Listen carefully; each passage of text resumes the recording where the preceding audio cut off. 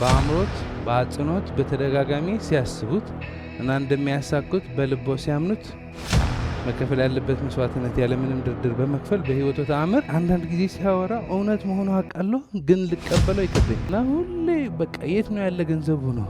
ሁሌ ገንዘቡ እንዳሳደድኩት ነው። ገንዘቡ ደግሞ እኔ እንዳየ እንደሸሸ ነው። ሙሉ ቀን በአገሪቷ ችግር፣ በግልህ ችግር፣ ባለህ ዕዳ፣ ባለህ መከራ ስታስቡለ መሀል ላይ ህልም አለኝ ስትል ሎጂካል አይሆንም። የሰራው ስራ አይደለም ያሳካለት፣ ሰውየው አይደለም እድለኛ። ሁላችን እድለኛ ነን፣ ግን ፎርሙላዋ ትደበቅብናለች። እች ፎርሙላ ነው ማግኘት የፈለግነው። ሰከን ብላችሁ ዓለማችን ከተመለከታችሁ ማንኛውም ትልቅ ነገር ያሳካ ሰው ያ ነገር ለማሳካት ሲወስን እንዴት አድርጎ እንደሚያሳካው አያውቅም ነበር። ሞባይል ባንሰራ፣ ላፕቶፕ ባልሰራ፣ ኤርፕሌን ባልሰራ ህይወቴን መቀየር ፈልጋለሁ አይደለ? ወደ ምን ነው የምትቀይረው? ያንተ መንገድ እየሰራ ካልሆነ ለምን የኔ መንገድ አትከተልም? እዚህ ካርድ ጀርባ አንድ ጽሁፍ አለ። ምን ነው የሚለው? ትልቅ ህልሞት በአእምሮት በአጽንኦት በተደጋጋሚ ሲያስቡት እና እንደሚያሳኩት በልቦ ሲያምኑት መከፈል ያለበት መስዋዕትነት ያለምንም ድርድር በመክፈል በህይወቱ ተአምር ይመሰክራሉ። ዋናው ቁልፉ ግን መጀመሪያ ምን ማድረግ አለብህ? በአጽንኦት በተደጋጋሚ። ስለዚህ ዛሬ ይሄ ነው የምናየው። እኔ ይሄ ትምህርት የተማርኩት ከባብ ፕራክተር ነበረ። ባብ ፕራክተር ሁሌ ስክሪን ላይ ይመጣልና ካርድ ላይ ይዞ የምትፈልግ እንደዚህ አይነት ካርድ አይደለም፣ ትንሽ ለየት ይላል። የምትፈልገው ነገር እዚህ ጋር ከጻፍከውና ካርዱ ሁሌ ኪስህ ላይ ከያዝከው መሆን አለበት ብሎ ሲያወራ ምን አይነት ወረኛ ነው ይህ ሰውዬ? ማለት ብዙ አይነት ሞቲቬሽን ነው የምሰማው። ግን የባብ ፕራክተር ታሪክ መሰጠኝ። ማለት እሱ የሚያወራው ከኔ ጋር ኮኔክት አድርግልኝ። ብዙ አይነት ሞቲቬሽን አለ፣ ብዙ አይነት ፐርሰናል ዴቨሎፕመንት አለ። የባብ ፕራክተር ስሰማው እኔ ደስ አለኝ፣ ገጠመልኝ እና ሁሌ ስከፍት ጻፈውና መሆን አለበት። አንዳንድ ጊዜ ሲያወራ እውነት መሆኑ አውቃለሁ፣ ግን ልቀበለው ይከብደኛል። ከዛ በደንብ ታሪኮች የፈተሽኩ ሲሄድ የሆነ ሰዓት በአመት $6,000 ዕዳ ነበረው። የሚያገኘው ደግሞ 4,000 ነው። ምን አለ? 1 ዓመት ተኩል ሙሉ ምንም ወጪ ሳላደርግ ብሰራ እዳይን ብቻ ነው የምከፍለው እና ተስፋ የነበረው አልነበረም እና ሁሌ መደበኛ ተበዳሪ ነኝ። ከሷ እበደራለሁ፣ ከዛ ከሷ ተበድሬ ወደ እሷ ነው የምመልሰው። ማቀው ሰው ያልተበደርኩ ሰው አልነበረም እና ሁሌ በቃ የት ነው ያለ ገንዘቡ ነው። ሁሌ ገንዘቡ እንዳሳደድኩት ነው።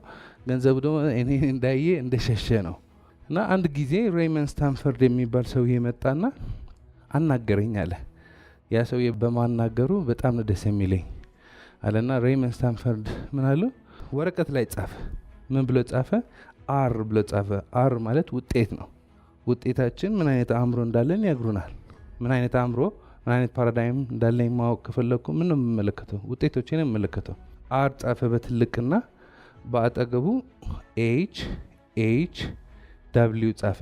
የመጀመሪያው ኤች ሄልዝ፣ ሁለተኛ ኤች ሃፒነስ፣ ሶስተኛ ደግሞ ደብሊው ዌልዝ። ሃፒ ሄልዚ ኤንድ ዌልዚ ማለት ሁላችን ህልም አይደለም፣ ፎቅ አይደለም፣ ምናምን አይደለም። ሁላችን የምንፈልገው ምንድን ነው? ጤናማ መሆን እንፈልጋለን፣ ደስተኛ መሆን እንፈልጋለን፣ ሀብታም መሆን እንፈልጋለን። ሀብታም ሲባል በቃ ይሄው ነገር ማድረግ ፈልጋ ማጣት አትፈልግም። ያ የምትፈልገው ነገር ማድረግ ትፈልጋለህ።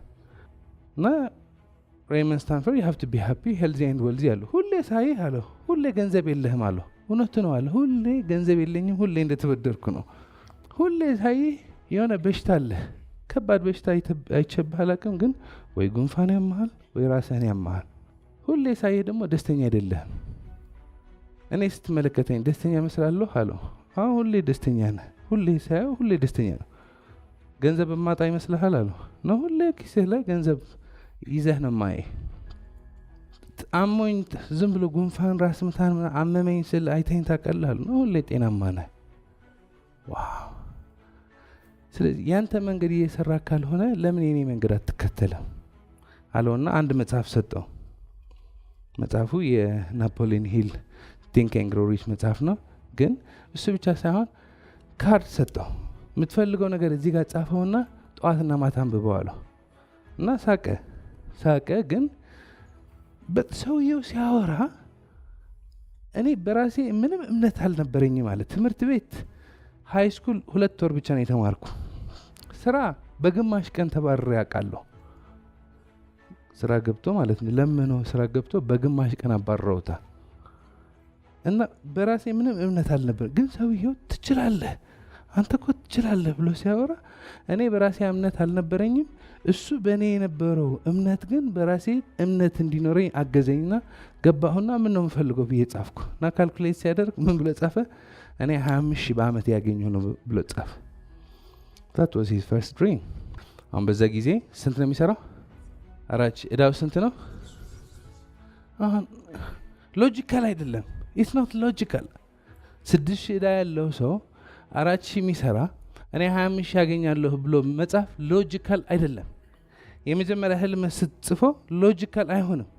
ራይት ብራዘርስ መብረር ሲያስቡ ሎጂካል አልነበረም። ቶማስ ኤዲሰን ኤሌክትሪሲቲ ለመስራት 10,000 ጊዜ ሲሞክርና ሳይሳካለት ሲቀር ሎጂካል አልነበረም። ይሄ ፎቅ የገነባው ሰውዬ ሽንኮራ አገዳ ተሸክመው ከክፍለ ሀገር ሲመጣ ይሄ ህንፃ መገንባት ሎጂካል አልነበረም። it's not logical። ሙሉ ቀን በአገሪቷ ችግር፣ በግልህ ችግር፣ ባለህ እዳ፣ ባለህ መከራ ስታስቡለ መሀል ላይ ህልም አለኝ ስትል ሎጂካል አይሆንም። it's not logical። ጻፈው አንድ ፍራቻ ነው የነበረው። ይሲ ፍራቻና እምነት አንድ ናቸው። believe and fear they're the same። fear አይሳካልኝም የሚል ፌዝ መኖር ነው። believe ደግሞ ይሳካልኛል ብሎ ማመን ነው። ስለዚህ አንድሩ ካርኒጊ ምንድነው ያለው? any idea that's held in the mind that's emphasized that's either feared or revered። ብትፈራው ብታምነው መሆኑ ግዴታ ነው። በዚህ ዕዳ ድራሽ ልጠፋ ነው መጥፋት አይቀርም። ሁሌ እሱ የምታስበው ከሆነ እሱ ነው። እነዚህ ሰዎች ሊያጠፉኝ ነው መጥፋት አይቀርም። ይሄ ችግር አልፈዋለሁ፣ አድጋለሁ፣ የምፈልገው ቦታ ደርሳለሁ መሆኑ ግዴታ ነው። እንዴት እንደሚሆን አናውቅም። ስለዚህ የእሱ ፍራቻ ምን ነበረ? ካርዷ ሰዎች እንዳያገኟት ነውና ይደብቃት ነበር። ግን በዛ ሰዓት በስንት ልመና ፋየር ዲፓርትመንት እናቱ አንድ ሰው ያናገረ ፋየር ዲፓርትመንት ነው የሚሰራው። እና ፋየር ዲፓርትመንት ደግሞ ብዙ ጊዜ ያርፋሉ፣ ጊዜ ያላቸው። ካርዷን አገኘዋት። የምትፈራው ይደርሳል። አገኘዋት፣ ካርዷን አገኘዋት ነው። በፕሮክተር ሀብታም ሊሆን ነው 20,000። በጣም በቃ ሳቁ። ምክንያቱ እዛ ፋየር ዲፓርትመንት ቺፎች አሉ 10 ዓመት 20 ዓመት የሰሩ። ከ10 ዓመት ስራ በኋላ ደሞዛቸው ከ4,000 ወደ 10,000 ነው ያደገ። ማለት ከ4,000 ወደ 20,000 የማይታሰብ ነገር ነው። እንዴት ተደርገን ነው? ቺፍ እኮ ስንት ዓመት ታማኝ ሆኖ ሰርቶ ያ ፓራዳይም አይለቀም። የማጣት ፓራዳይም ካለ ልትወጣ ብትል ጎትቶ ቦታህን ነው የሚያስይዘ። ከውስጥ ነው የሚመነጨው። ከዛ ደግሞ አካባቢ ያ ፓራዳይም የሚደግፉ ሰዎች ነው ያለው። ስትዳከም የተዳከሙ ሰዎች ነው የሚከቡ። እነሱ ነው የምታማክረው። ቀለዱበት ምናምን ጻፈ። ሁሌ ያነበዋል። ቲንክ ኤንድ ግሮው ሪች ሁሌ ያነበዋል። ይሄን ያነበዋል፣ ሁሌ ያነበዋል። ሁለቱም ያነባቸዋል። መጀመሪያ ሳነበው ውሸት ነበረ፣ ቀልድ ነበረ። ከጓደኞቹ ይልቅ እሱ ነው የሚያስጠላው ነበረ። ሲቆይበት ማመን ጀመረ። ሲቆይበት ማመን ጀመረ። አመቱ መጨረሻ 25,000 አይደለም የሰራው 175,000 ነው የሰራው። በሚቀጥለው አመታት 1 ሚሊዮን ሆነ። በካናዳ፣ በአሜሪካ፣ በዩሮፕ የተለያዩ ብራንቾች እየሰራ ነበር። አሁን የብዙ ሰው ጥያቄ ምን ሰርቶ ነው እኔ የሚል ጀምር። እንደሱ ምን ሰራ አይደለም፣ በቃ መሆን አለበት። ስታምነው ነው። ስታምነው እንደዚህ አምኛለሁ ሳይሆን የምር አንድ ሀሳብ እንደምታደርገው ስታምነው ይገባል። እና የሆነ ሰዓት ሲገባው የሰራው ያስቃቸዋል። የሰራው ስራ አይደለም ያሳካለት፣ ሰውየው አይደለም እድለኛ። ሁላችን እድለኛ ነን፣ ግን ፎርሙላዋ ትደበቅብናለች። እቺ ፎርሙላ ነው ማግኘት የፈለግነው። ኢትስ ኖት ሞቲቬሽን ወስ ፎርሙላ። ምን እንደሰራ ታውቃላችሁ? ጽዳት ነው የሰራው። ጽዳት በአካባቢ ጽዳት አለ አሉት እና አንድ ጽዳት መስራት ጀመረ።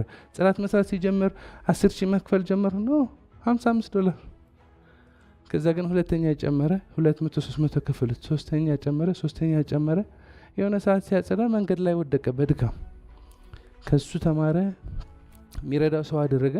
ከዛ በካናዳ፣ በአሜሪካ፣ በዩሮፕ መስራት ጀመረ እና 1 ሚሊዮን ደረሰ።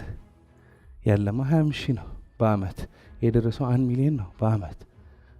አሁን እነዚህ እየገባሁ ሳጠና የእሱ ብቻ ሳይሆን በጣም ብዙ ሰዎች ታሪክ ሰማ። አወዝ አሜዝድ። እኔ መጀመሪያ ካርዱ ስጽፈው አይ ሴድ 1 ሚሊዮን በወር ሰራለሁ። በዛ ሰዓት ሃፒ ካፌ ዘግቻለሁ፣ ተሽጠዋል። አማርኛ አልችልም፣ ማውቀው ሰው የለም፣ መሄደው የለም። የሆነ ሰዓት ነበረ ዝም ብሎ እውቀቱ ብቻ የነበረኝ። ከዛ ግን አክሽን ገባሁ። ልጻፈው እስከሚል ይሄ ሰው የሚለው ያለ ልስማውና ልጻፈው አልኩ እና ከዛ በፊት ካፌ 450 ሺህ ሰርቼ አውቃለሁ። ግን አሁን ካፌው የለም። ሞቲቬሽን ብለህ ካፌው ዘግተህ እንዴት ነው የሚመጣው? ስለዚህ 200 ሺህ ብዬ ጻፍኩ። 250 እንደ ድሮ 450 አድርጎ 500 አድርጎ 1 ሚሊዮን አድርጎ በቃ ትርምስምሱ። ግን ምን እያደረግኩ ነበር? እያገኘሁት አልነበርኩም። ግን አእምሮ የማሰብ ጀምር። ምን ነው የምፈልገው? ማንም ሰው ቢመጣ እኔ 1 ሚሊዮን በወር መስራት እንደሚችል የሚያሳምነኝ ማንም ሰው አልነበረም። ይሲ ሙሉ ቀን ስለምን ነው ስናስብ የምንውለው? አሁን ስላለው ችግር፣ አሁን ስለጎደለው ገንዘብ። ግን ስለምን አናስብም? ሙሉ ገንዘብ ለኔ ምን ማለት ነው አናስብም።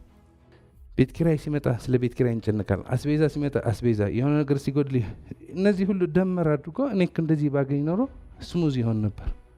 እቺ ቁጥር ነው ማናገኛት። ከሷ ደግሞ ትንሽ እቺ ቁጥር ባገኝ ኖሮ ሁሉ ነገር ስሙዝ ይሆን ነበር። እዚህ ደረጃ ብደርስ ደግሞ my life would be amazing.